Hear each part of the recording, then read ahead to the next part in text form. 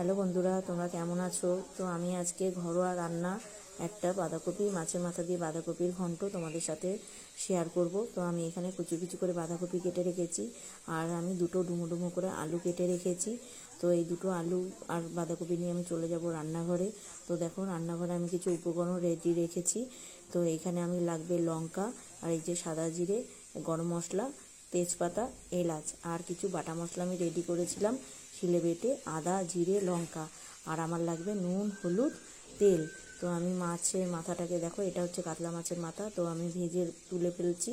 তো আমার এটা ভাজা মোটামুটি হয়ে গেছে।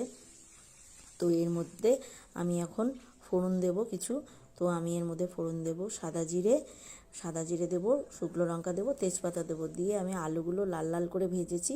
ভেজে এর মধ্যে কিছু মশলা অ্যাড করে দিয়েছি, সাদা জিরে, আদা বাটা, লঙ্কা বাটা আর নুন, হলুদ দিয়ে মশলাটাকে ভালো করে কষিয়ে নিয়েছি। দেখো, আমার মশলাটা কষানো মোটামুটি হয়ে গেছে।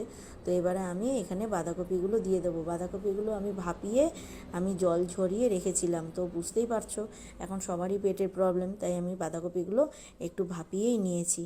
তো মোটামুটি আমার এটা ভালো করে নাড়াচাড়া দেবো। নাড়াচাড়া দিয়ে আমি এটাকে 5 মিনিটের জন্য হতে দেবো। 5 মিনিট একটুখানি ভালো করে রান্নাটা হয়ে গেলে তারপরে দেখো, আমি এই যে ঢাকাটা তুলে নিলাম। তুলে দেখো, আমার মোটামুটি এটা বাঁধাকপিটা দেখো কতটা মজে এসছে। তো তখন মনে হচ্ছিলো না সেদ্ধ করা, যখন আমি দিলাম কতটা বাঁধাকপি দেখো মজে কতটা কমে এসছে। তো মোটামুটি আমার রান্নাটা রেডির দিকে। তো এখন আমি এই মাছের মাথাটাকে আমি দিয়ে দেবো। মাছের মাথাটাকে দিয়ে আমি একটু ভেঙে দেবো। তো এর মধ্যে ভেঙে দিয়ে আমি আরেকটু 5 মিনিটের জন্য এটা হতে দেবো। তো এটা হয়ে গেলে তারপরে আমি এর মধ্যে একটু চিনি আর একটু গরম মশলা অ্যাড করব। চিনি গরম মশলা মোটামুটি অ্যাড করলেই আমার মোটামুটি এটা রেডি। দেখো বন্ধুরা, আমি মাথাটাকে কীরকমভাবে ভেঙে দিচ্ছি। তো তোমরা দেখতেই পাচ্ছ এটা মোটামুটি রেডি হয়ে গেছে।